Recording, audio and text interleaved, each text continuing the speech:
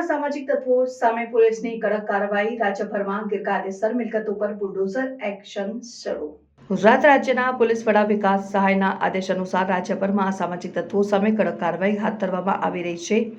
અંતર્ગત રાજ્યના 800થી વધુ પોલીસ સ્ટેશનો દ્વારા કુલ 7612 અસામાજિક તત્વોની યાદી તૈયાર કરવામાં આવી છે, જેમાં બુટલેગરો, જુગારીઓ, શરીર સંબંધિત ગુનાઓ કરનારાઓ, મિલકત સંબંધિત ગુનાઓ કરનારાઓ, ખનીજ ચોરીમાં સંડોવાયેલા અને અન્ય અસામાજિક પ્રવૃત્તિઓમાં સામેલ વ્યક્તિઓનો સમાવેશ થાય છે। આ યાદીના આધારે રાજ્યભરના વિવિધ જિલ્લાઓમાં અસામાજિક તત્વોની ગેરકાયદેસર મિલકતોને તોડી પાડવાની કાર્યવાહી શરૂ કરવામાં આવી છે। અમદાવાદ, મહેસાણા, જૂનાગઢ, ભરૂચ, કચ્છ, સુરેન્દ્રનગર, રાજકોટ અને સુરત જેવા જિલ્લાઓમાં 19 સ્થળોએ બુલડોઝર દ્વારા ગેરકાયદેસર બાંધકામો દૂર કરવામાં આવ્યા છે। સુરત શહેરમાં હોળી ધૂળેટીના તહેવારોને ધ્યાનમાં રાખીને પાંડેસરા વિસ્તારમાં પોલીસ દ્વારા સરપ્રાઇઝ કોમ્બિંગ ઓપરેશન હાથ ધરાયું હતું।